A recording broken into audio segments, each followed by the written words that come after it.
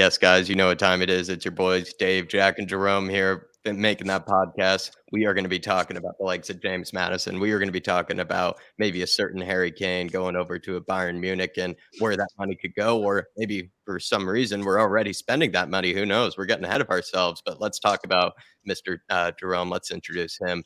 And Jerome, I think everybody knows you as a passionate fan, but now we've actually gotten you into a cage here where you can't be going off on any sort of tangents here and there. You're stuck with Dave and I. It's like we're in an elevator for an hour install. So hopefully we have a good combo here, and it's good to have you.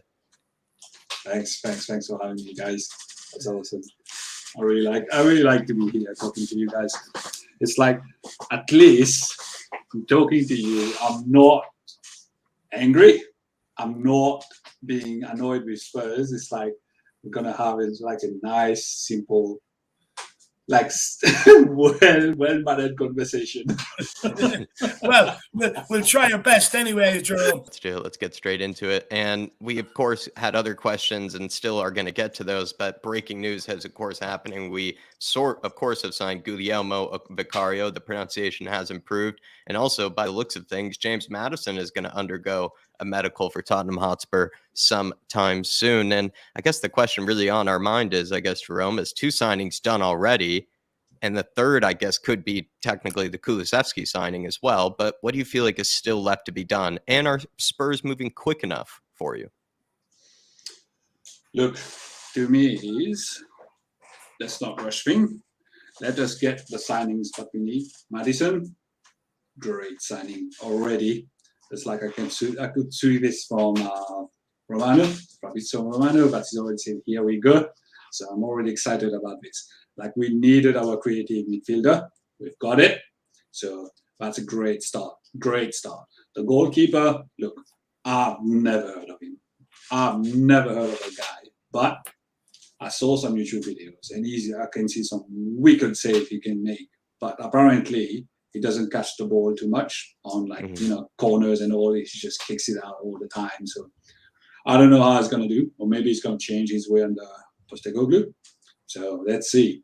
But good start already. Look, change from Lloris, like a change. And like the goalkeeper is young, looks promising. So you know what? I'd say let's go. Like, for me, an unknown player is what I needed anyway. It's like, I don't want any big names that would just be coming in and then would flop. So that I don't need. I need somebody who's like, say, all right, I'm going to be coming here. I'm going to show you what I can do. So that's already one good thing for me. And to be honest, like, if we get like somebody like a Tapsoba, that's going to be good, man. That's going to be great. Like a good signing for our defense. Because I'm so sick of Dyer. I am so sick of this guy already. I can't stand him anymore. I've been like, last time I watched like a Twitter video about his mistake this season. My God, that guy is horrible. He is terrible. I don't know how come we've been keeping this guy for that long. It's just, I don't understand. But lucky, looks like he's not going to the preseason. Looks like something's happening. I'm praying he doesn't show up because, oh God. His PR machine would be very upset, though, then, Jerome, and they're working very hard as we speak to be getting him that new contract, Derek Dyer's PR machine. Yeah.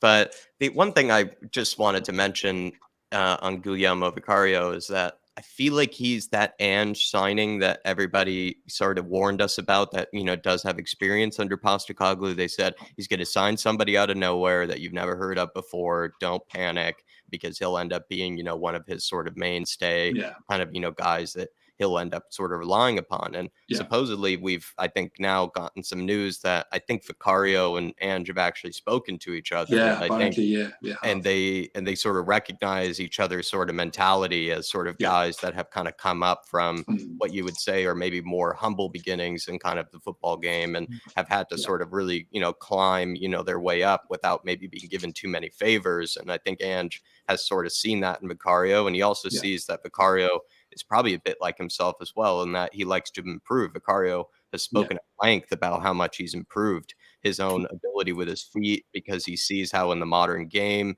it's sort of moved that way. I think he even said that more or less, I think in Italian or English, but there was some interview I saw where apparently he came out and said the reason actually he improved his ability with his feet is because he saw that that was actually his best chance of getting a higher position in the game, because he saw that the best teams in football right now are asking their goalkeepers to play, more with the ball at their feet, and they're being asked to be involved in the buildup. And he's a smart guy to pick that up. He's also a determined worker to be able to pick that up as well, because it's not like just content with what he has, and what maybe abilities he's good at. He's thinking he can actually get better and actually bring something different, or just maybe make himself an even more, interesting asset, or an even more sort of valuable asset. And that's what I also like about this Vicario signing. The James Maddison signing, on the other hand, though, for me, Jerome and Dave, is that that's more like, quote unquote, even though we're told he's not a yes man or anything like that, and he approves of all the signings, that's more of a, I think, quote unquote, club signing, because James Maddison is somebody they've been pursuing all along, somebody they've wanted all along.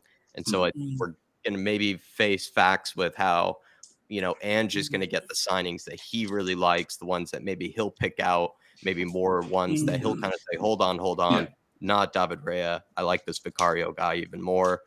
And then the James Maddison ones, I think, are kind of like the big money signings, or the big name signings that Ange is not used to either. Like, he's not used to a James Maddison coming through the door. So he's also going to have to be prepared for that. They can't all be Rio Hatates coming through the door. One of them is going to need to be James Maddison, because Spurs are also going to have to sell kits. Let's face facts as well. They want a big money signing to sell kits too.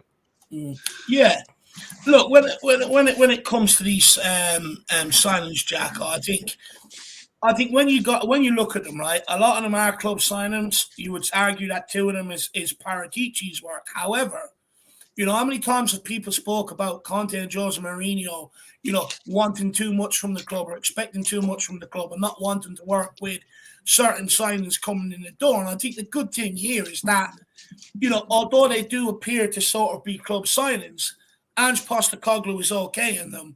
And you look back to the David Raya Vicario sort of deal.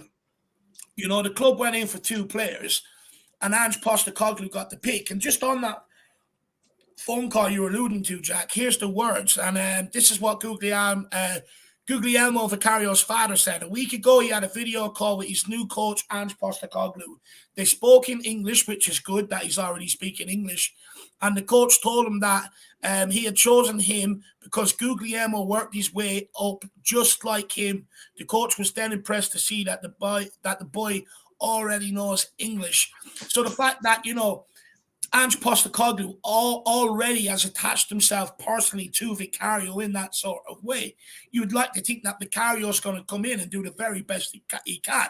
It's very similar to what he done at Celtic with Joe Hart. He rang up Joe Hart, had a conversation with him, said, look, you're not finished yet. You've still got plenty more to offer. And look what Joe Hart went on to do for Celtic. So that's good in that regard. Also, Kulusevski, okay, there was a deal in place if we got Champions League football that we have to take up that option. But we didn't qualify for European football, so it was an option to us whether we want to take up Kulusevski or not. And we did. And I have no doubt that Ange Postecoglou also said yes to that. And then when you go on to James Maddison, Jacko, there was reports all week saying that Postecoglou is a huge fan of James Maddison. So it is good to see that, Ange Postecoglou is working with the club to be able to get these signings through the door, and signings that everyone would be happy with. James Maddison will be a big signing for Spurs. I'd argue the biggest since Rafael van der Vaart. And interestingly enough, over the last 2 seasons in the Premier League, I didn't notice, but outside of De Bruyne, he's got the most goals and assists. So, this is a big signing for Tottenham Hotspur. In terms of what's left to do, I mean, look, there's reports today saying that we're still working on Tapsoba, which is great to see. But also reports coming out today saying that Lenglet could be on his way. And I know a lot of people are going to throw their arms up in the air about Lenglet, this, that, and the other. But the reality is, everyone sat here saying to me, oh, Dave, you can't just get rid of Dyer, Sanchez, Tanganga, Roden, and David. Not possible. Well, bringing in Lenglet for a cheap price, bringing in Tapsoba and one more, all of a sudden, it's possible you get them guys out the door. And I do hope that is the idea behind bringing someone like Langley in here on a cheap fee, is to push out them numpties out the door. And I don't know if you know anyone in the Home Office or anything like that, Jerome, but if you do, please get in contact. And if some of these guys get picked in the season, stop them entering the country. Jerome, he's gonna, let's say Tapsoba comes through the door, Jerome. I mean, do you start to freak out? Are you starting to feel like Spurs are cooking? Are you feeling like, I actually wanted to make a tweet? I think I'll wait if the Tapsoba signing actually gets done, but I think I'll have to pinch myself to make sure I'm not in some dream as a Chelsea fan or like something like that, because it doesn't feel like Spurs doing 3 signings in a row that makes sense. 3 signings in a row that sort of most fans can't complain about either. 3 signings in a row that aren't Daniel Levy typical summer signings that we're used to. So I would be left, very confused as to what is happening. But I don't know. Obviously, that Tapsoba signing hasn't happened, and we're not there yet. And things could still easily, go the other direction. But do you feel like you can't even recognize maybe Spurs right now with how quickly things have been going? Look, usually we go that quickly. Like, you remember last season, out of the blue, we signed like Bissouma. So we're all like, whoa, what's going on? We already signed Bissouma for 25 million. True. It's like, wow, what's happening with Spurs? We've been going and moving. So I think for us, it's like normal. I think like if we get the Tapsoba over the line, that's 3 signings already, that's good. That's already like normal stuff for us. And then things will start slowing down. That's what I can see. I can feel it. That's what it's going to be. We're going to get those signings quickly in, but then things are going to be slowing down because they start looking at other players. But I'm hearing that there's going to be a clearing out of probably up to 10 players. So let's see what happened in this situation. Because if we are having this massive clear out, that means money is coming in. If we are able to sell those players, that means money is coming in, and that means we've been buying some players. That ends one. Like, I'm pretty sure we'll be getting some players like, I don't know, maybe from Japan or some unknown players from Japan or some, I don't know, wherever. Maybe some players from Celtic. Who knows? But to me, it's like I'm excited to see this. Players that are unknown but are willing to be playing there. Like, Sorry, speaking of players out, I mean, I know Harry Winks is on his way out the door now to Leicester. That deal looks like it's more or less done and confirmed. So that's one player out. I just hope that we start seeing more players out the door, because the reality is we're actually struggling. I mean, Saudi Arabia is buying up half of Europe, and even they don't want to touch the shit that we've got. So that tells you something, and like it's just like we can get all the players we want in, but it's about shifting these guys out. And I wonder how the club is going to work that, because they can't give out excuses anymore that they need to get rid of players out the door. I just hope that Tottenham keep bringing in the players they want to bring in, and they just be ruthless with these guys. And it's like, look, you've got until deadline day, 1 minute after deadline day. If you don't have a new club, your contract's being paid out, and off you go.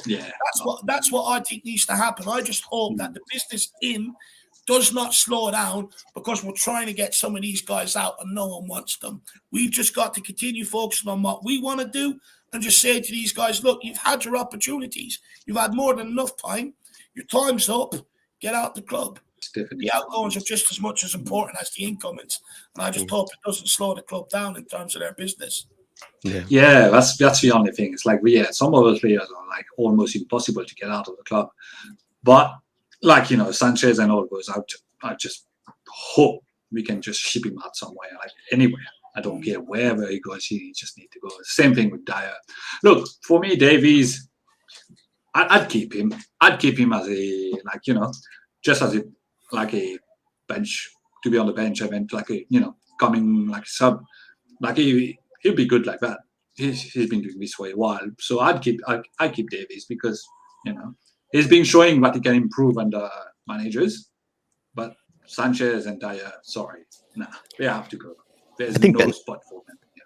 I think Ben Davies is about as dependable as a vanilla ice cream in the fridge, Jerome, where he's available, and you can use him for a bit of pie, or if you have a cake or something like that, to combine it with. But on its own, it's not good, and when it stands out by itself, it's just not. It just doesn't. It's not interesting. It's not really something that you really get excited about. And I think I've been kind of exposed for that because I've, to be fair, defended Ben Davies on a lot of occasions for just, I sort of always had said that he was the guy that's just ultimately, he's shit like the rest of them, but he's just not as shit as I think Eric Dyer is, or as Davinson Sanchez is, as Tanganga is, and kind of as Joe Rodon is, I think, to be fair too. I think he's just a slightly above, better than them.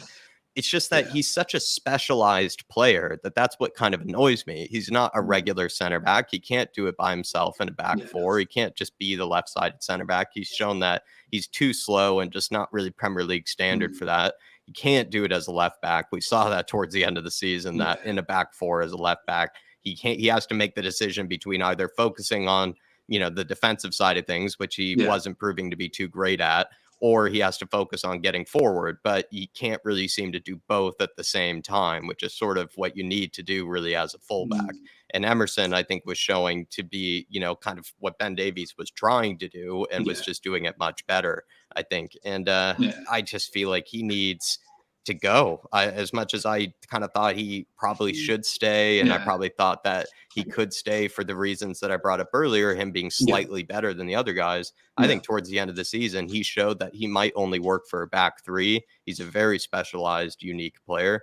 And I feel like he's also maybe part of the culture problem, sadly, as well. Maybe from the past of kind of blaming others, shifting, issues onto others, not, pointing it towards yourself. And I'm kind of I just feel like we need a whole clean slate of that mentality in that back line. And it also starts with Vicario. That's why I'm excited about him. We have a new guy that has a new mentality behind the sticks, and hopefully we have guys that are going into that back line with the new mentality, like a Tapsoba. Longley is technically, in my opinion, one of the new mentality type players. I know he's from Barcelona and struggled there and has a lot to be working on for himself. But at the same time, I think he proved to be better than the rest of the center backs that we had this season. Even at times, he was actually more dependable than Romero. That's crazy, to say out loud, but he had games where he was actually even better than Romero. And so you look at it, like, he probably, for 4 or 5 million, like Dave and I have been screaming all season, absolute steal, I think, for 4 or 5 million. And I'd be happy to keep him around. He technically knows the club well enough that he comes back into things building off what he did last season. I think that's worth, then getting rid of Ben Davies. I think you kind of almost can pick between Longley or Ben Davies. I'd probably rather keep Longley than Ben Davies. See, the thing about Longley is the way I'm thinking Ange's going to be playing, it's going to be high line, very attacking, very pressing play. So fridges like Dyer or even like Longley, I think we're going to be struggling with him because, look, the way, like Longley, sometimes he's dependable, but sometimes he's so slow. His reaction's too slow. Like against the game against Manchester United at home, we got lucky because that ball, that pass between his leg, that what's his name, Fernandez, and hit the crossbar. Man, I lost my shit when I saw this. It's like what was this guy doing? How did that ball went under him like this? I was like, that was the worst mistake I saw. But even Almiron tore him apart. Almiron tore him apart. Like, if somebody's fast enough, he will struggle. He will struggle so bad. Like, the thing is, I don't know. I take your point on that, Jerome, right? But no one sort of says that when it comes to Ben Davies. Ben Davies isn't quick. Ben Davies has struggled at left back. The last 2 games of the season against Brentford, Aston Villa, and people that's 2 games. No, it's not. Go back to Jose Mourinho. He struggled out there at left back as well, and was clear to see back then that he was done in that position. And I hear everyone going, "Oh, well, I wouldn't mind keeping Davies around," and then they go on about Longley. He's too slow. He can't do this. I'm sorry, but the reality is, Longley is more of an Ange Postecoglou player and suits his system more than Ben Davies. What's the point of having Vicario? He passes the ball out to Ben Davies. And Ben Davies can't do anything with it. We've seen that time and time again. He absolutely struggles on the football, whereas Langley is much better on the football. You even seen him do a little Cruyff turn there against one of the teams near the end of the season. He thought he was playing 5-a-side. Yeah. Honestly, if Ben Davies tried that, he'd probably fall over, sprain his ankle, and be in an ambulance on the way to the hospital. It's an absolute joke. Like this team with Ben Davies, right? I get it, right? If he stayed around, I'd be least pissed off out of if any of the rest, compared to the rest of them stayed around. Yeah. However, let's just have frank and honest conversations. Is the guy good enough at centre back to play in a possession-based team? Not in the back four. Is he good enough Not to back play four. left back in a possession-based team? No. Not back four. Well, I keep hearing the excuses being made for him. But like everyone would go straight to Langley, pace, this, that, and the other. But the reality is, we need players that are good on the football. And all of Ben Davies' career, ever since he's been at this football club, every time he steps in, it is a drop-off in quality. Even people being honest with themselves. When he stepped in for Danny Rose under Pochettino, it was a drop-off in quality. Every single time he stepped in, you noticed that Danny Rose wasn't playing. And ever since then, it's the same thing with Ben Davies. Every time he steps in, you wonder why we go out of cup competitions, especially away from behind, especially away from home. People forget that this guy has been a part of them just as much as Dyer and Sanchez has been, and Sessegnon. And the thing is, the reason why that happens is because A, the mentality ain't good enough, but B, he ain't good enough as well. And that's the whole reality of it. We're talking about wanting a new era of Tottenham Hotspur and pushing on. But what's the point of just keeping players around here that we know as soon as they step in, it's going to be a drop-off in quality. It's going to cost you points. It's going to cost you results. I'd much rather bring up a Charlie Sayers, keep Harvey White, or bring up an Alfie Dorrington rather than persist with someone that I just know is not good enough. And I know we're going to get injuries. There's going to be suspensions. Ange Postecoglou is going to change it up at times. Yeah. And if that's an option, well, I don't want to hear any people complain about drawing or losing, because that's the reality when these guys are in the team. It's been the harsh reality since a lot of Pochettino's best players went, a lot of them. And then you have this guy, Sanchez, Dyer, and the backup brigade for the Poch team have stepped in. They've never gone on to succeed anywhere near like the guys ahead of them. And all they've done is give reasons not to succeed in the press conferences, blame the managers, this, that, and the other. When are we just going to realise they're not good enough? And that's it. Kane and Son don't sit there and blame managers and different systems, this, that, and the other. They always turn up. They always give it their all. They always still score and assist goals. But I've heard Ben Davies make excuses. I've heard other people make excuses.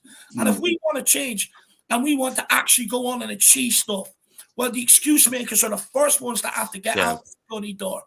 That's exactly what I was alluding to as well. Is it's just you can't rule out anybody being a part of that excuse-making culture, that lack of accountability culture. We know that Lloris, we think, is a part of it. Eric Dyer, we certainly know is a part of it. But you can't rule out a nice guy like Ben Davies. You can't rule out people like even a Davinson Sanchez. You can't rule out other people. Who knows? A Højbjerg could be a part of it. You never know. And so you just have to look at some of the players that have been around for plenty of time here and just see which ones are part of that excuse-making culture of the past, because not only A, do they not have the mentality to win us things like Dave was talking about, but B, just simply quality-wise, they don't have the quality to help us win things too. So it's a double factor.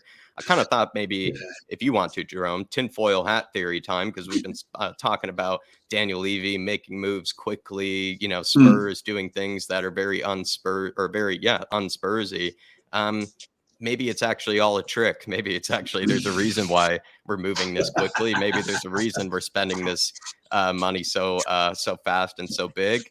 What do you think? Has this been the Kane money all along? Has Kane basically, is he being set to be sold and Spurs are kind of spinning it all this which way to make it look like he's not going to be sold, but let's say he does. Are we actually already spending that Kane money? Look, I wouldn't say it was. I wouldn't say it's Kane money yet. I wouldn't say it. But the thing is, if Kane is willing to leave and he's decided, I'm leaving, and we said, you're only going to go overseas, and if he says, I'm going to go, then fair enough.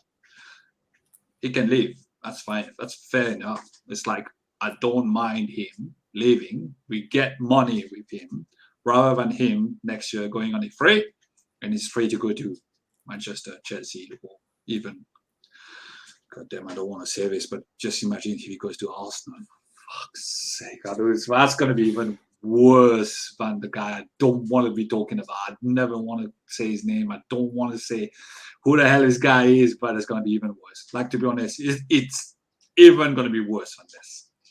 I was just imagining him moving there. Oh, God, man. No.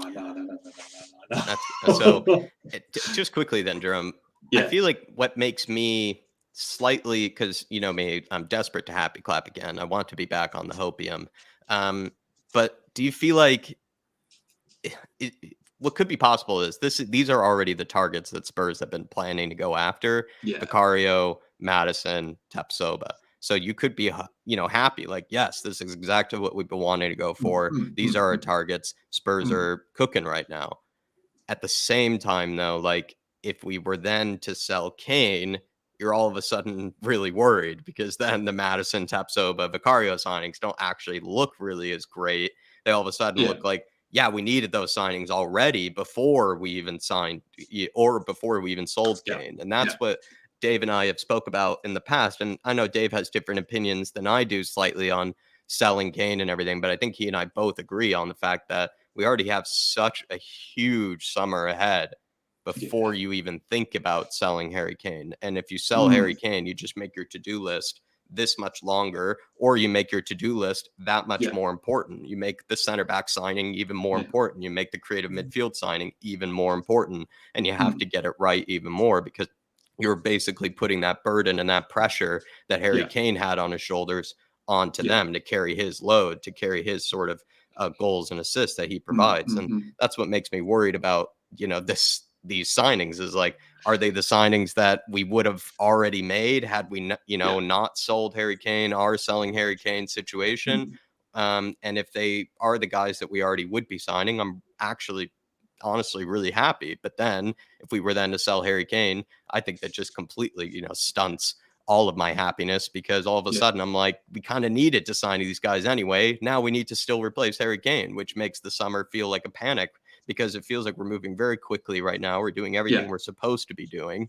And now I'm kind of excited. And I feel like Spurs, like I said, are doing all the right things. And then if we were to sell Harry Kane, I'd feel like we don't have enough time. There's not enough time, panic mode. So I don't know. Like that's where I'm a little worried about this tinfoil hat theory that Dave, by the way, everybody has come up with here. So you can blame him if he's ruined your Wednesday with this theory. Dave, are we secretly spending the Harry Kane money? I have a sneaky suspicion we are, I'll just be brutally honest, I do. Look, first of all, I spent all last night sitting there listening to James Blunt going through my breakup with Harry Kane. Goodbye, my lover. Goodbye, my friend. Everyone knows the song. I had to get on all my feels so Listen I could to go the through German the version. breakup stage. I tried to speak to the missus about it, and she just doesn't understand. She doesn't understand it. So I'm glad to have you guys for the therapy on it. But look, let's be honest. I think what you're trying to say, Jack, is that the signings excite you with Harry Kane in the team as Still the supporting cast to make things better because you bring them players all in behind Harry Kane, you've got a much better product on the pitch, and then you've got a world-class striker, and it just makes your job a lot easier, and it means you're probably going to compete a bit more as well. Whereas if you bring them signings in and then you sell Harry Kane, it's like, okay, well, we've done everything we've needed to do, but now we've created another issue up front. So where's them goals gonna come from? And I get that people say, Son, Kulu, this, that, and the other, but the reality is with Sonny, he doesn't score much more outside of what he usually does anyway, about 14, 15 goals a season. He averages that apart from the Golden Boot season. Kulu, he ain't going to get much more than what he did in the first season here. You got Richarlison, he averages about 10 goals a season. Bentancur is having the best scoring season of his life. So I actually struggle to see where the goals are actually going to come from if you let this guy go. However, if you strengthen that back line, you keep clean sheets. We do have enough players there to nick you the game, but all of a sudden, them games become a lot tighter. And where it concerns me is Tottenham are not known for having bottle in tight games. They usually come out the wrong end of it. So that's where it sort of concerns me a little. But look, You know, one thing won't happen is Kane will not be sold to an English club. I think it'd be very interesting to see if someone comes in and tests the waters on 100 million. Apparently, the club ain't going to sell him. We'll see how true that rings out. But I do have a feeling we're sort of spending this money. And what concerns me is that if they are planning on selling Harry Kane, do it right now. Do it right now. And I know no one was expecting me to say that, but do it now. The last thing you want to do is do it a week or two before the season starts. Yeah. And all of a sudden, you're telling Ange Postecoglou, okay, now you have to completely change absolutely everything up. You have to find new ways, and it's just not good. So if you're going to do it now. Go in and get his replacement that you're identifying to come here and get the goals, and give Ange Postecoglou time to work with it. But when you look at it, right, I know we still have 50 million to draw down from last season, but we still have Kulu and Pedro Porro to pay for this window. So I feel like that 50 million would probably be used there. So then you've got another 50 million on James Maddison, 20 million on Vicario. You're probably looking at about another 40 million for Tapsoba, another 5 million for Lenglet, hopefully one more centre back to come in, and you're looking at another winger. Well, where's all that money coming from? Because traditionally, Tottenham spend about 100 million every sort of single window. So if we do go beyond that and spend outside that, I do think we're spending the Harry Kane money.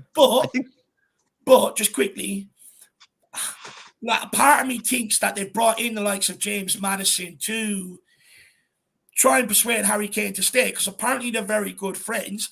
And, you know, you can just pitch it to Kane that, look, you can get back to what you're good at. Go and score goals.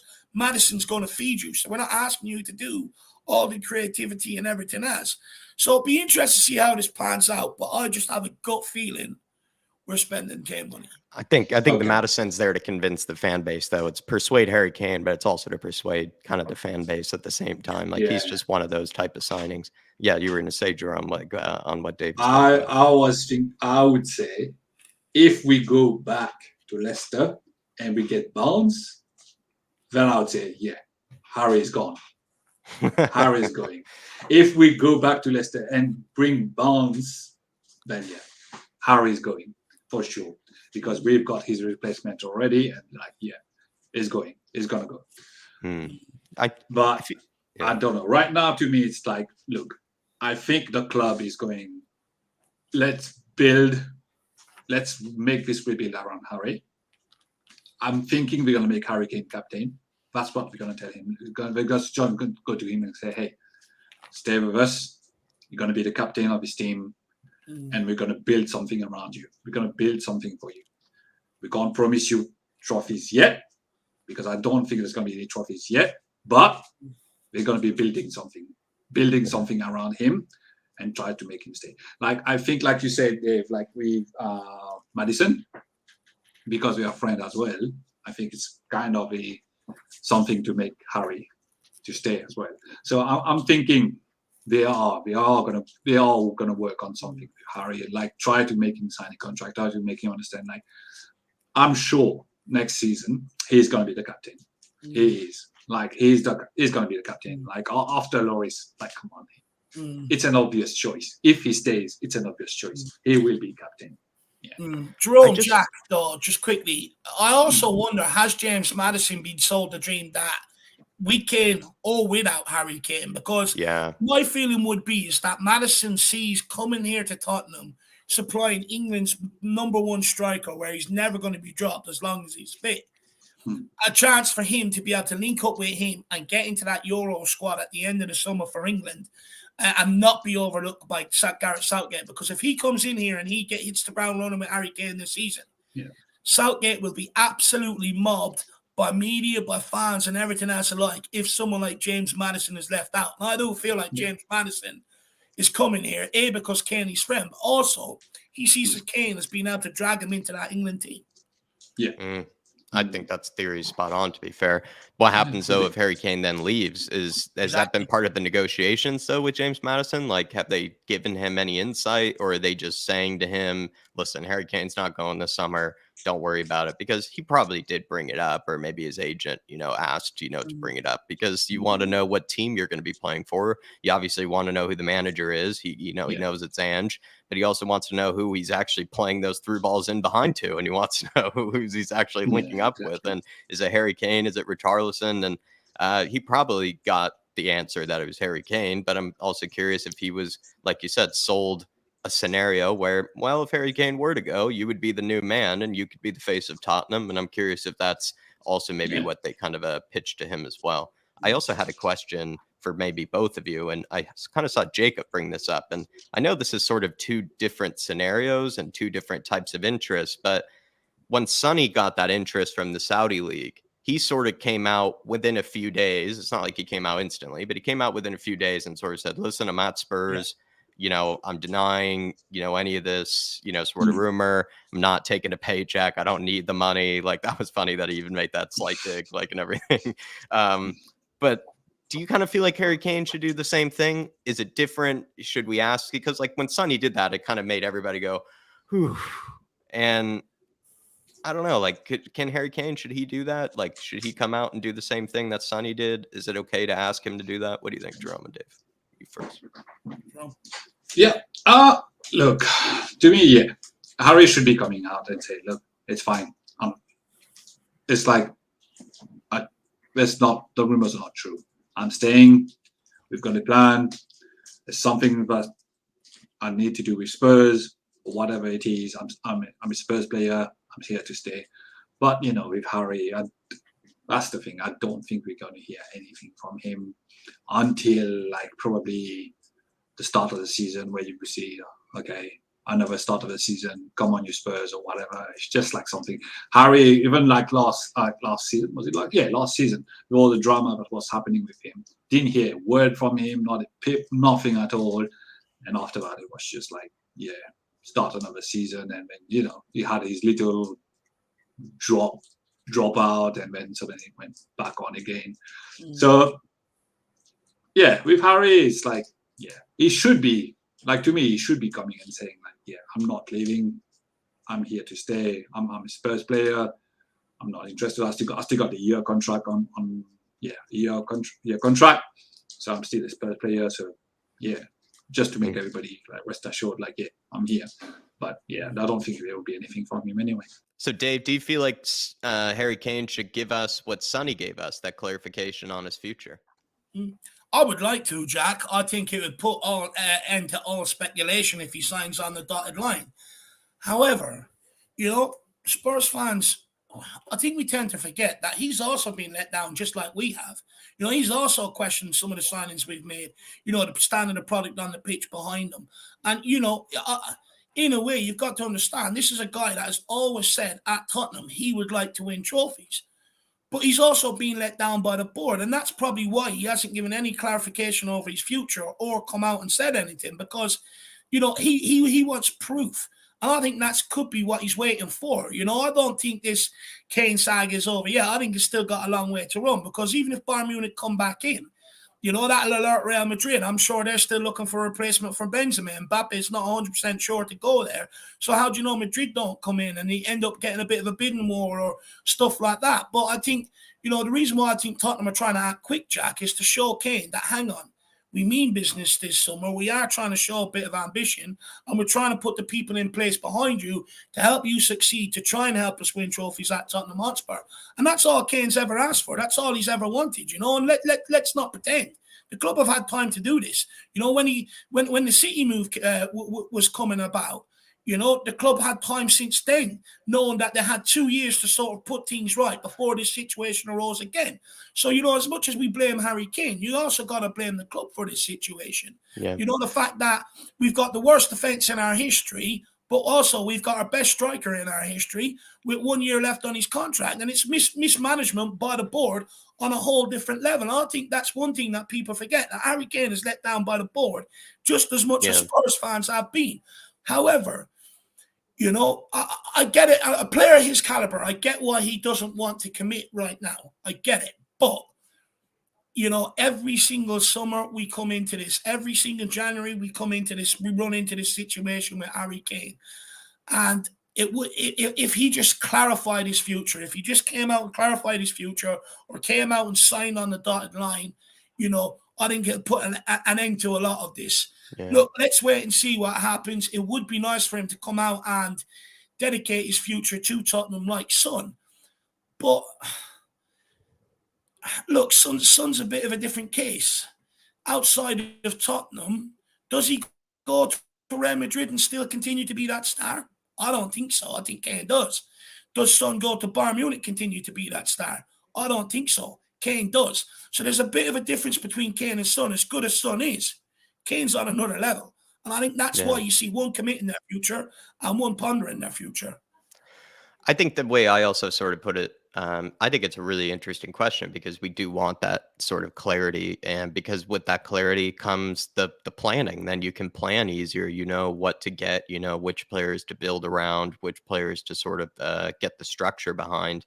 And I feel like the interest from a Saudi club or from the Saudi league is not really as tempting as Bayern Munich. Like Bayern Munich is not a paycheck. It's not a payout type of situation. It's like a here's trophies type of interest. And so it's very different. And while I commend Sonny for coming out with that clarity, and also as well his loyalty is something that I think we are very thankful for. Maybe some aren't as thankful as maybe they should be, but I feel like a lot of Spurs fans are very thankful for Sonny's loyalty and this bit of clarity. But I feel like with Harry Kane, interest from Bayern Munich, like you brought up there, he was in this situation after Jose Mourinho's, failed season to a degree. And now we're after this failed season, which is much worse situation than he found himself 2 years ago wanting to leave. So I think it is slightly different between Sonny's situation and Harry Kane's. I agree with that.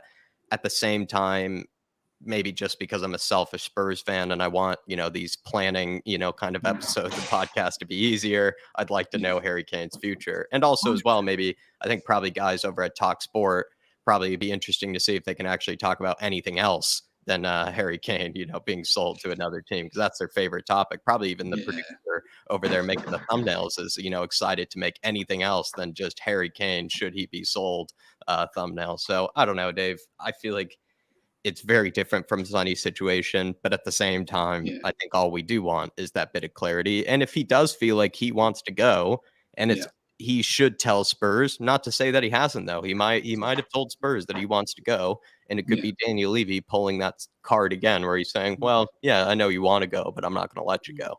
And there's also that too. But ultimately, this whole decision lies in Harry Kane's hands, and it is coming to the point there has to be clarity on the future, sort of soon, because the club need to know, do they need to go into the market and look for other players in the forward area? Do they not? The club need to know that. So I do think the decision has to be made soon. But I would just say I do think some fans are sort of not some fans. I do think fans in general sort of are maybe disrespecting Kane a little bit, because they forget half of the fans don't even want to go and pay and watch Ben Davies, Dyer and Sanchez and people like that. So why would you expect Kane to want to stay and play with these guys? And I think people sort of forget that, that if fans don't even want to pay to go and watch these guys, I don't think they sort of understand the situation Kane is in. Yeah.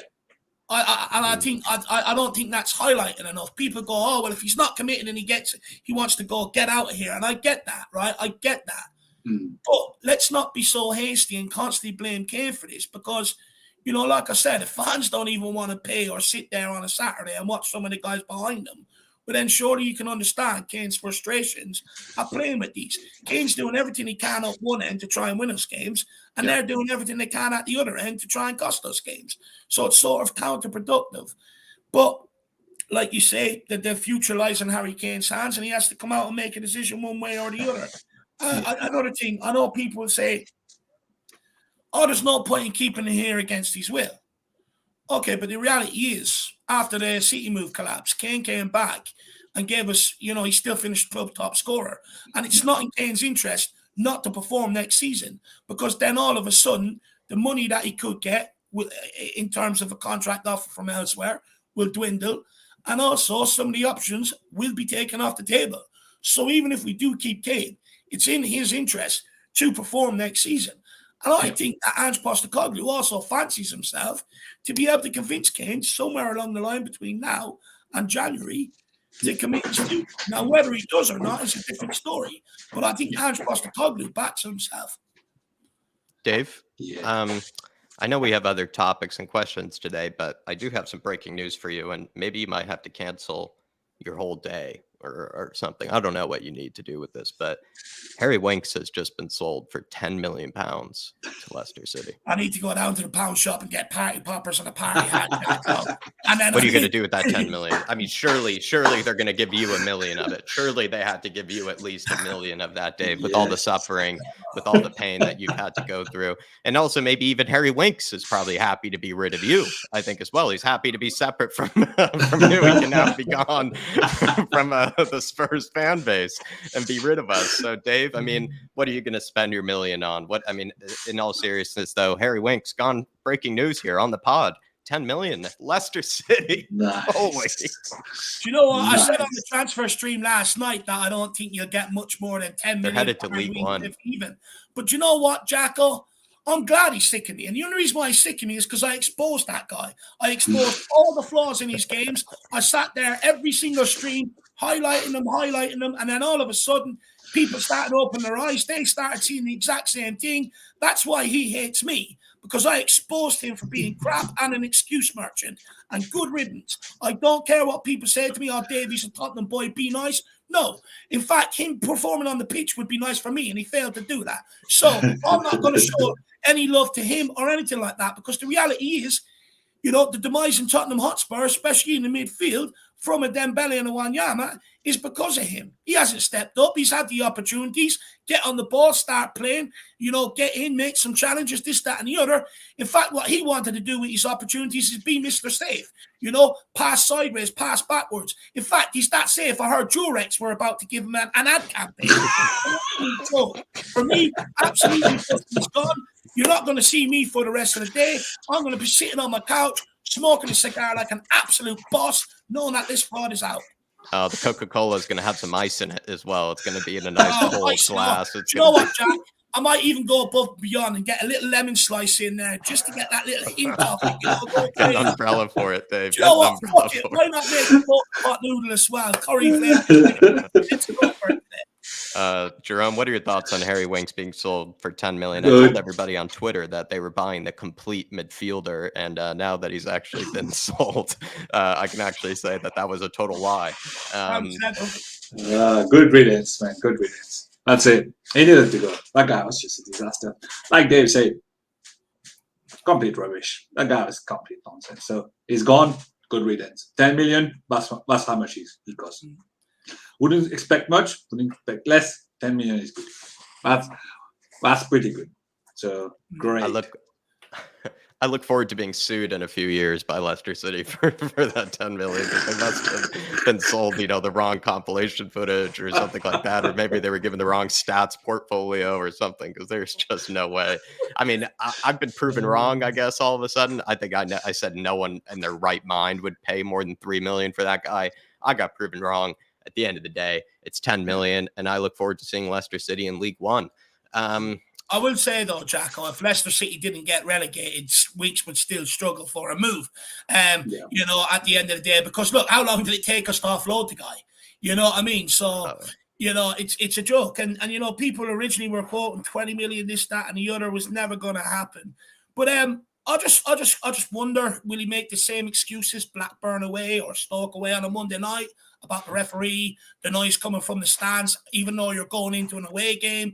You know, sorry, we didn't send a memo ahead of time. You know, blaming the referee, blaming the air pressure in the ball. You know, I wonder, will he come out and make them same mistakes? Or will he realize that, hang on, his career is going down the pan? You know, actually, Jack, there was something that actually wound me up the other day.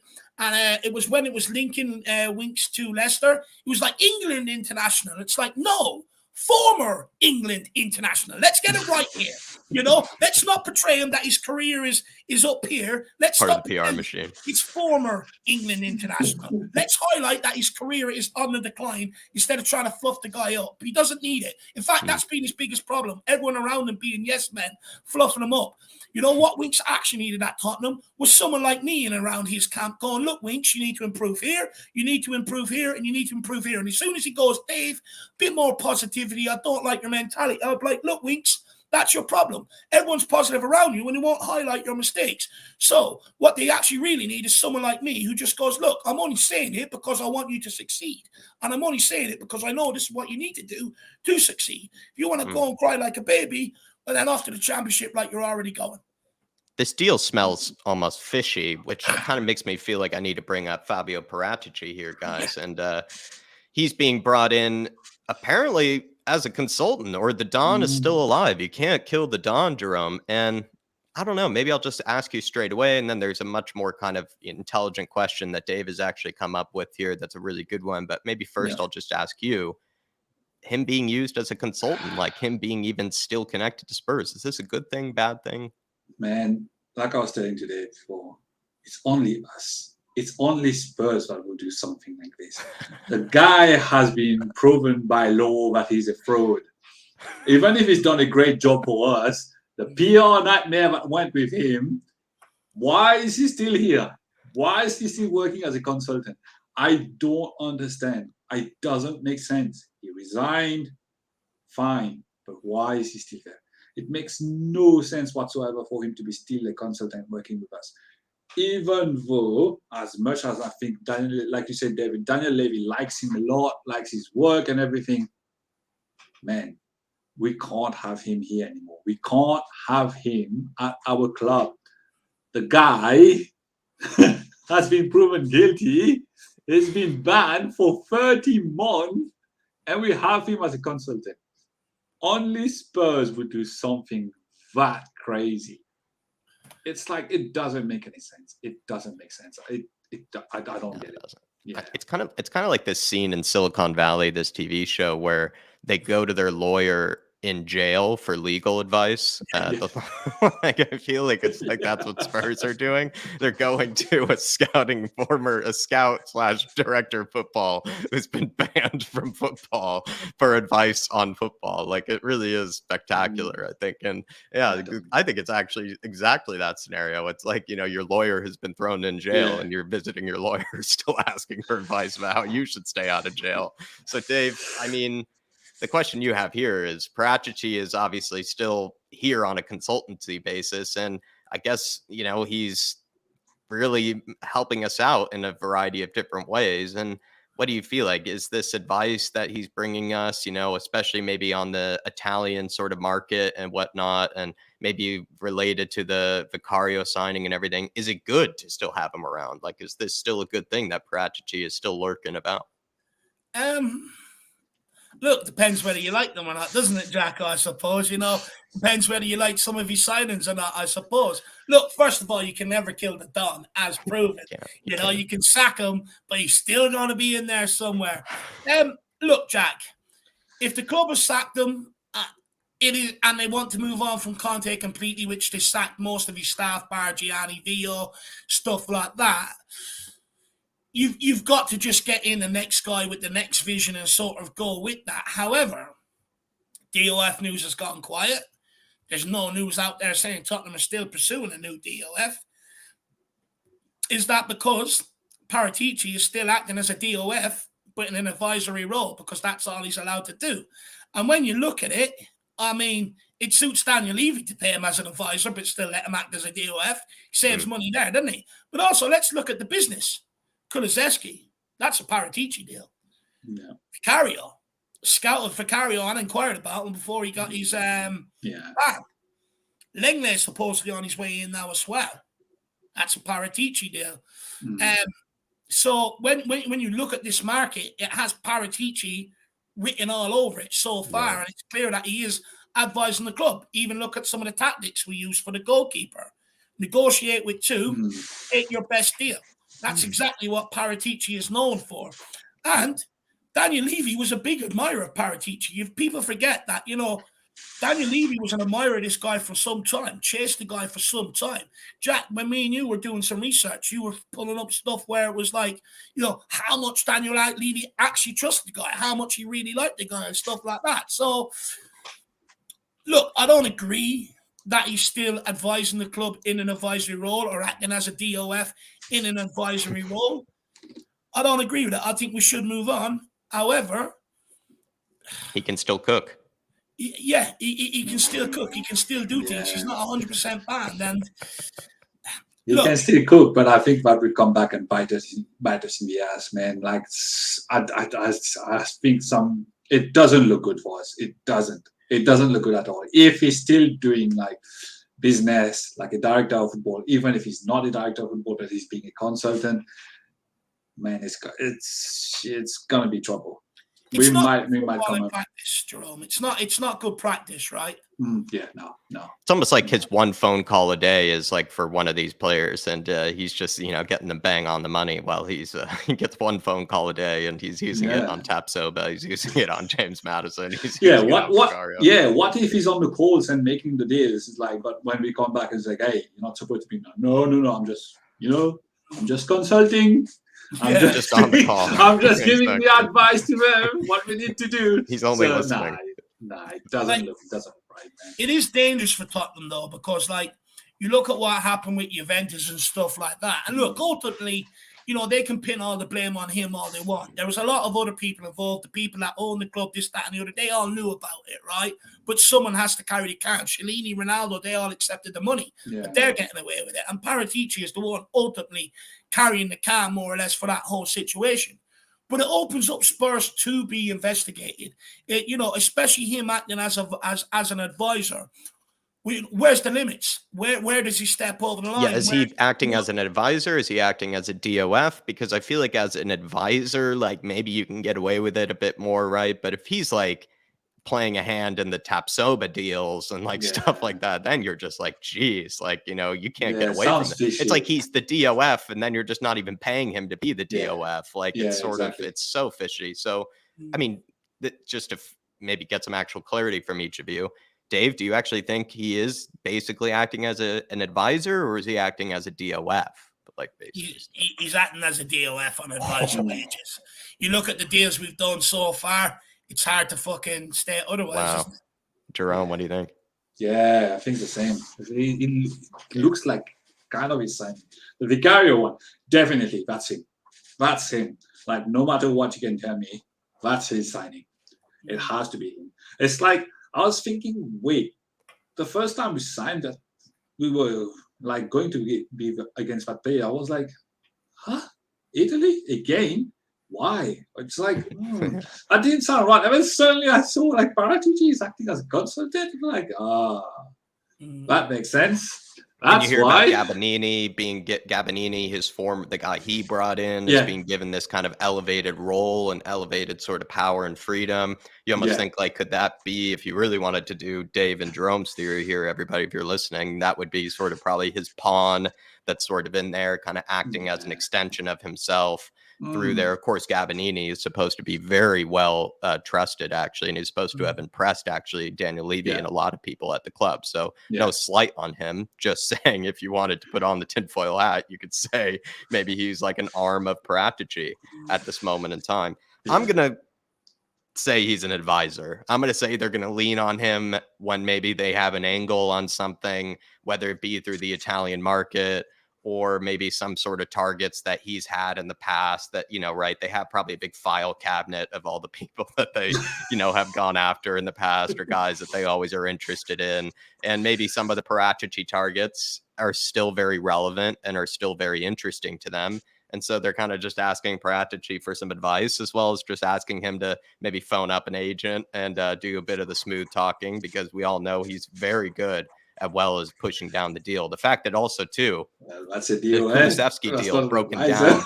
Kulusevski deal, the way it was broken down, $6 million a year or something like that we're paying them. The fact that the James Maddison deal is down to $40 million. The Tapsoba deal, if it is to happen, doesn't seem to be as expensive as maybe we originally thought.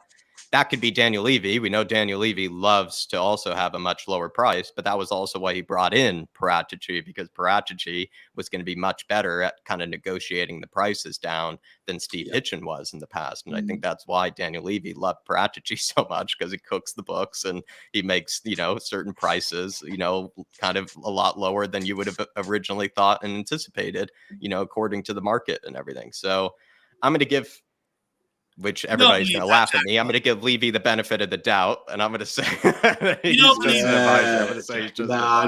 I don't think Jack believes this either. I don't think he does. I can't give away the Don secrets, Dave. So I'm just going to say that he's just being an advisor, but just watch the space.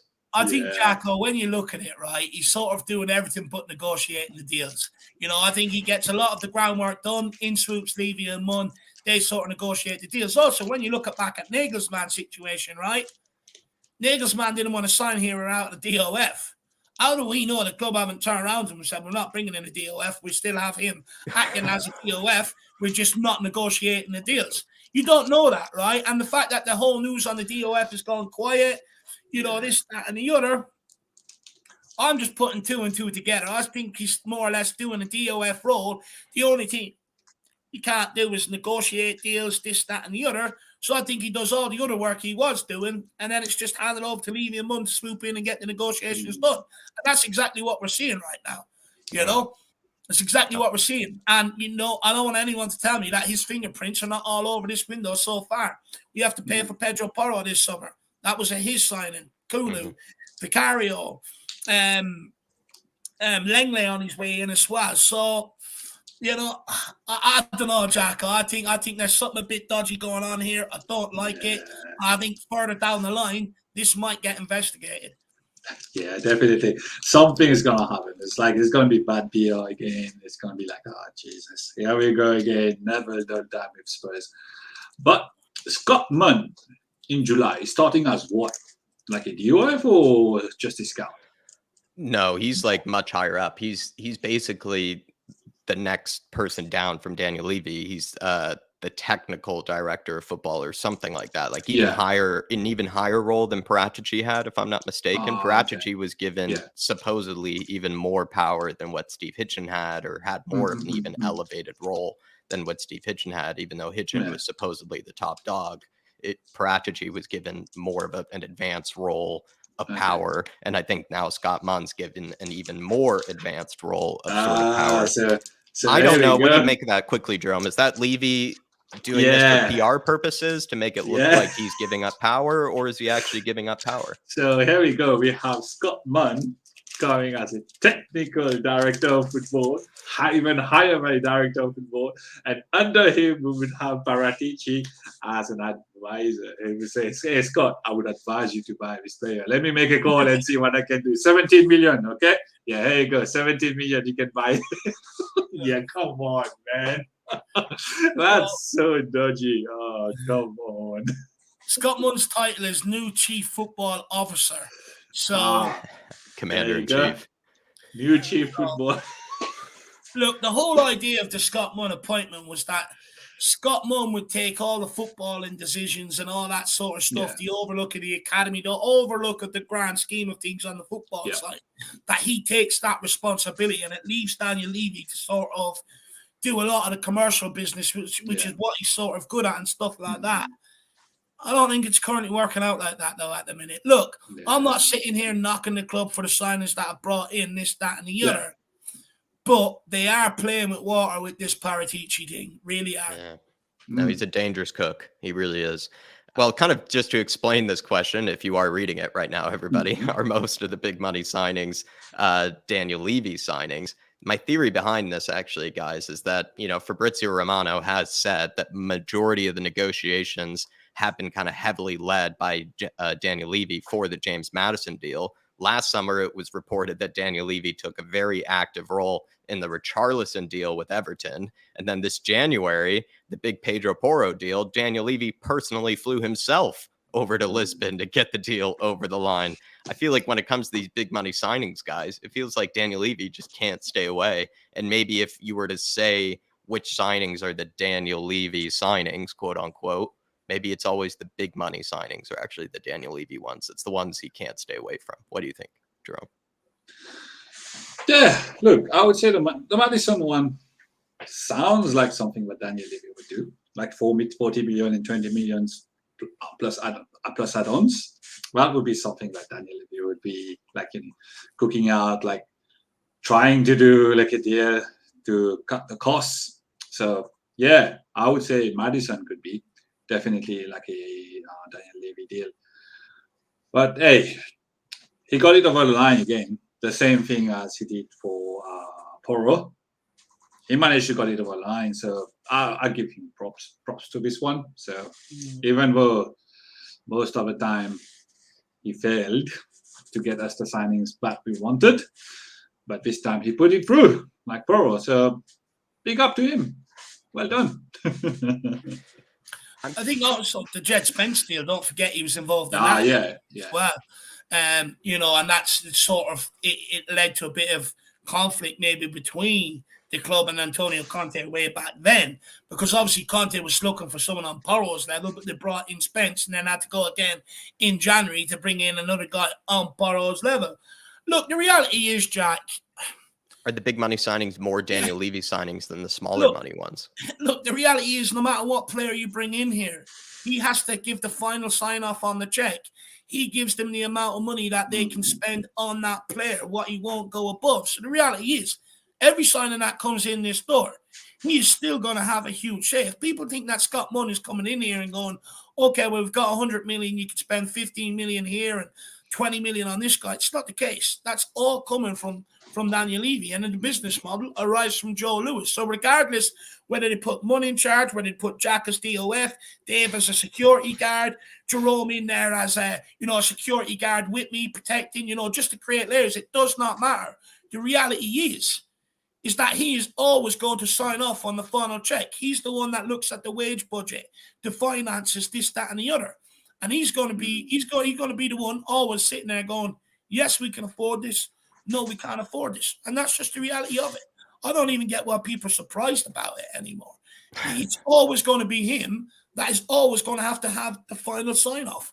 It's that simple. So no matter what, he's always going to be involved. Even if he's not involved personally in negotiating the amount of that the guy's on every week or whatever, he still has to sign off on the deals. So he's always going to be involved.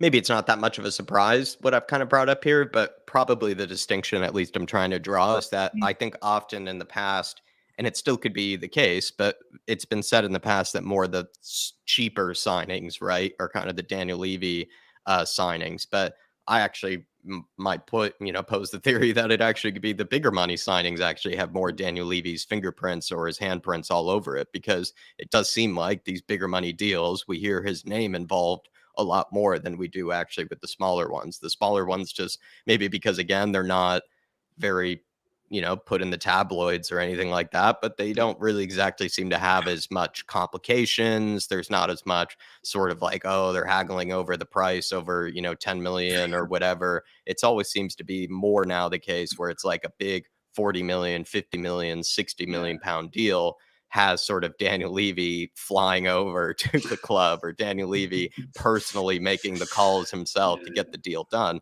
And I actually think this is part of his own kind of sick, maybe love of the business, sick love of kind of the negotiation. I think it's just who he is as a person that needs to win the negotiation over somebody. Even Real Madrid have just come out and said that they see him as the toughest negotiator in all of football, and you can't deny that he probably wakes up with a big stiffy in the morning when he sees that sort of newspaper headline, because that's exactly who he is. It's exactly what he wants to be. He wants to be known as the toughest negotiator, and people hate that because we're the fans of a guy who owns a football club that way. But I do feel like it's his nature.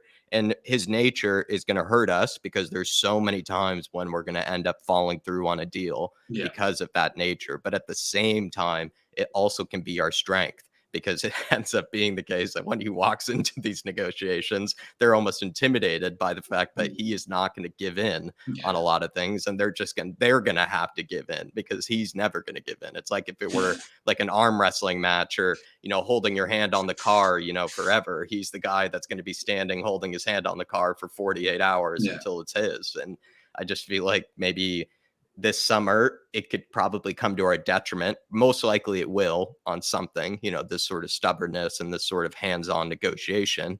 But it also can get us the deal from 50 million down to 40 million. When it comes to James Maddison, everybody was saying they weren't going to budge on 50 million.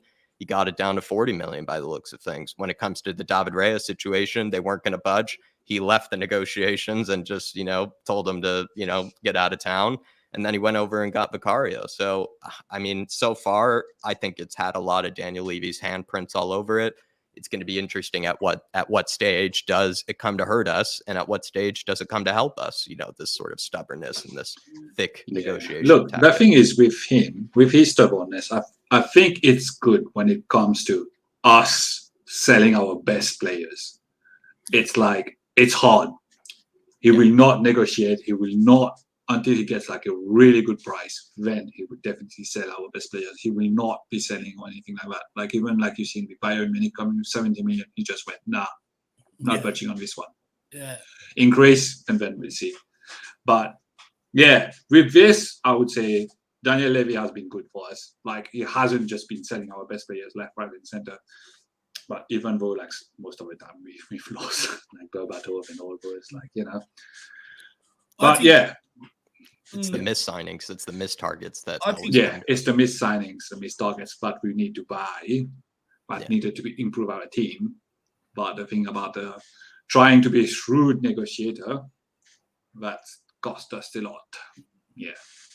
It's good in one sense, but then it's jeopardy in another, because Correct. you look at the likes of Davies, Sanchez, Dyer, people like that. How are they on massive contracts? Because the reality is, he goes, well, if I just up their wages here, a couple of grand here and there, I'm saving millions, and I don't have to bring in someone else. But he's not looking at the quality. He's like, surely these guys are good enough. And that's the problem. Like, the reality is, Jack, right? Big deals come with big money. You're talking about 60 million deals, not 600 pesos. There's a complete difference there. You know what I mean?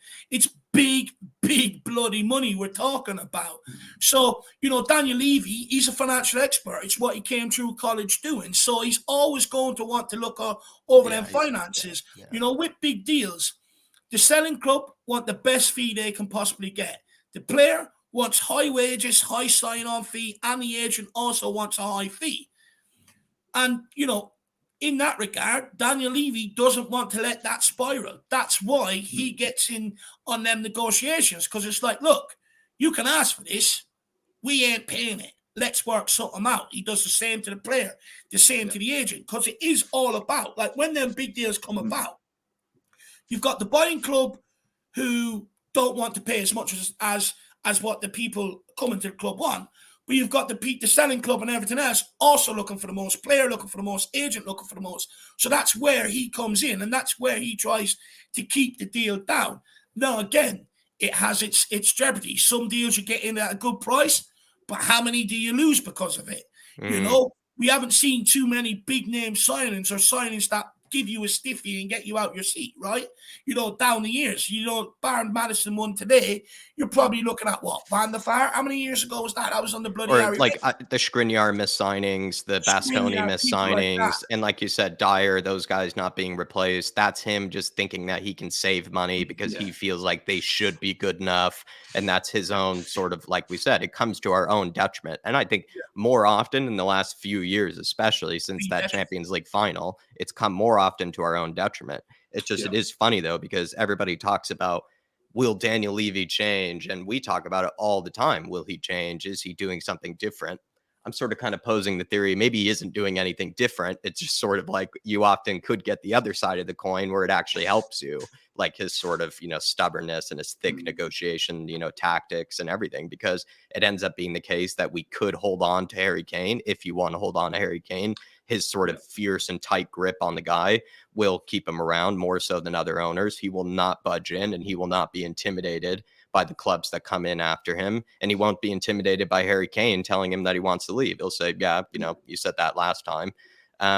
And I feel like it's the case too with maybe some of these clubs that are saying, we will not accept anything less than 50 million. And he goes into it saying, yeah, no, you will. And I'll give you 40 million. And eventually he gets what he wants. And I just feel like maybe this summer, if we end up getting Tapsoba, another big center back signing, and we see that they end up being all cheaper than we expected and everything, could certainly have some Paratici influence mixed in there. But it could be the case that this is just Daniel Levy showing that he hasn't changed, but perhaps he's gotten more lucky this time around. And right, his stubbornness and his negotiation tactics are actually working, where in previous summers they weren't working. And it's just maybe what we have to deal with, this whole, like, some certain times Daniel Levy wins, other times he loses, right, with how his whole negotiations work and everything.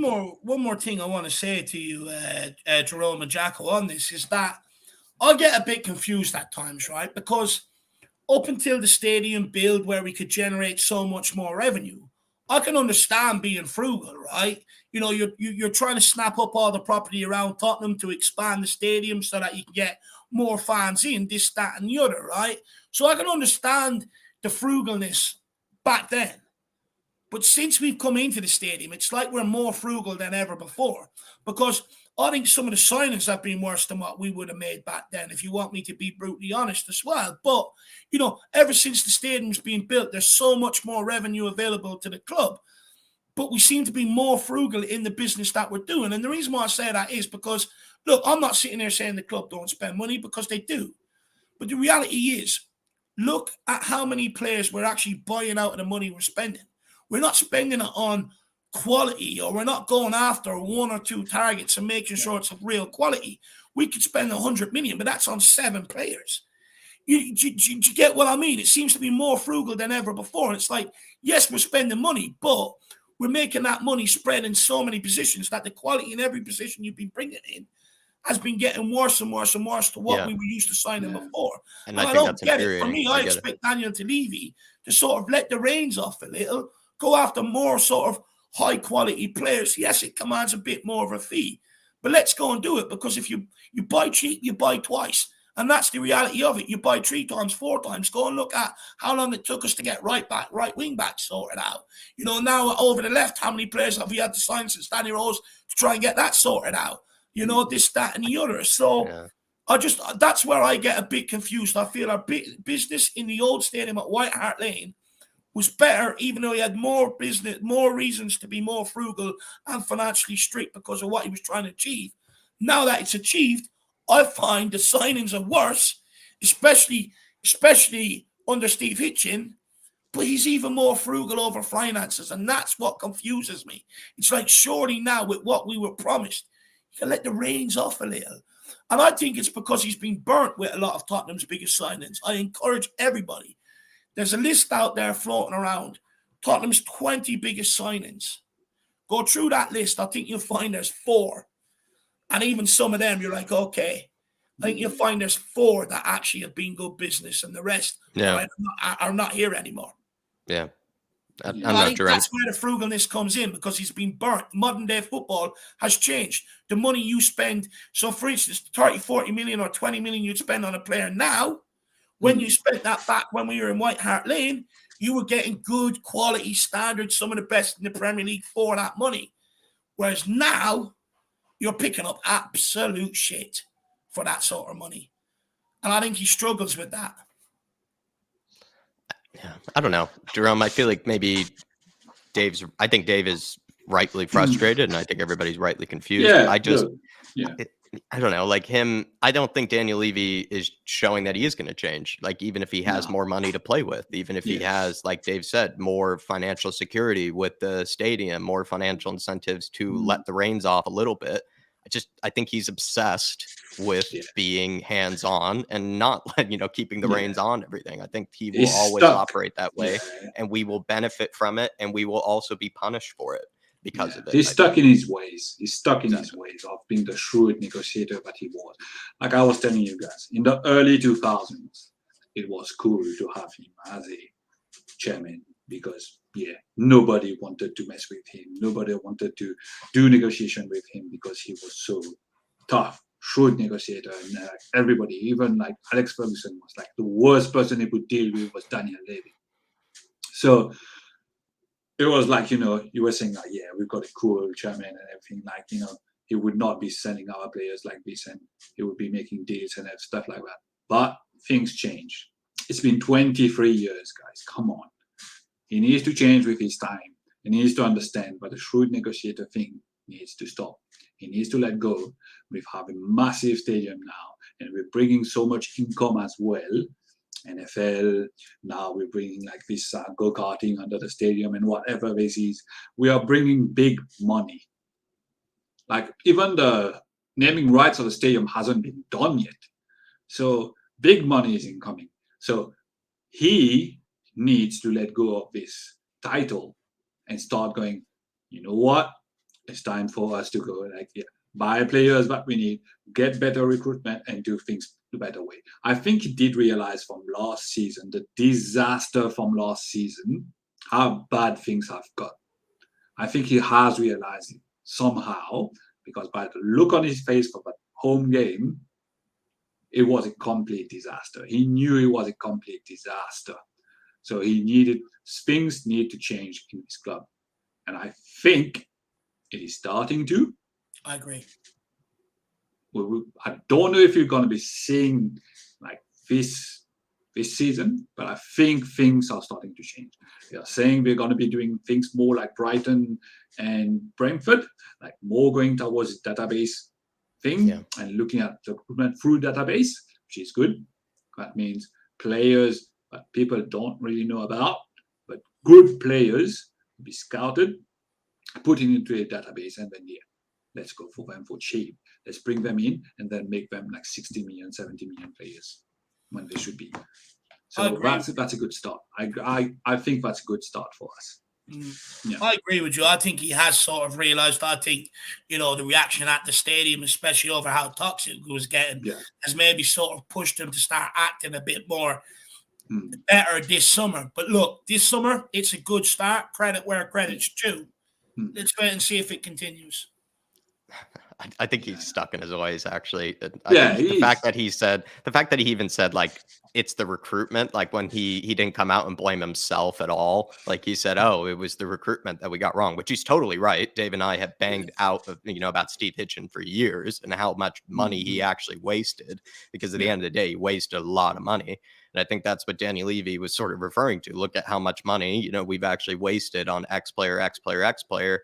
But he's also not taking any ownership of the fact that you're the guy who hired those guys. And also you could have just spent 60 million on the proven player. You could have just spent 50 million on the proven player. You went for the less proven player that Steve Hitchen probably got you. And if you paid the price for it, you had to buy twice, like Dave said earlier. So I think he's stuck in his ways. And I just think maybe what he's done instead, he goes like, I'm just going to get an even better recruitment team this time. And now I'm going to be able to always get, satisfaction for a 10 million, 15 million pound signing. I think he's still going to pursue those signings. He just has a different recruitment team that he now trusts. So let's just hope they know what they're doing. Let's just hope they're cooking, because I don't think he's changing his ways. But I think as well, he's got during the time he had like a really bad PR from previous managers. Mourinho publicly talking about Mr. Levy's team. So that was like a bad PR for him already. So he was probably thinking, all right, maybe it's time to change something. Because after all those managers came out, like all talking on TalkSport, talking about how bad things were with him, I think he must have realized, no, he's got to escape the PR. Yeah, he's got to escape the bad PR. I also wonder, about the season tickets. Has he been shocked by how many people haven't renewed them? And that sort of kicked his ass into gear, because I'm speaking to people who have no right to be getting a season ticket, but they've been offered one. Yeah. Jerome, thanks for letting us trap you in this elevator. I'm finally able to now let you out. I'll let you go now, and you can go about with your day. Dave and I can let you escape. But thanks for coming on, my friend, and thanks for having a good, extensive chat with us. And it feels good to sort of, like I said, have you kind of, locked in this podcast with us and just sort of chat things, to our heart's content. So thank you, my friend. That's all good. Thank you, guys. Everybody, hit that like button, please, for us on the way out. Leave a comment down below thanking Jerome, as well as maybe anything that we might have brought up that you disagree with, agree with, all that good stuff. Please, as well, do show some support for Dave for, locking it down yesterday with all the big news coming about. And yeah, everybody, hopefully you stay tuned. Grab a membership as well, because you did miss a bonus section where we had a pretty extensive chat about Sessegnon, Sonny, contracts, all that good stuff. And there will be more kind of exclusive content for everybody that does have that membership. So also grab that as well to support the channel and get some extra content as well. Yeah, 100%. Go and enjoy your day. Weeks out, Maddison in. Absolute brilliant. Jerome, thank you for your time. Jack, great job hosting. Everyone, thank you for choosing to tune in on this today. And as always, come on, you Spurs. Come on, you Spurs. Come on, you Spurs. We trust. In the end, we trust. See you, everybody.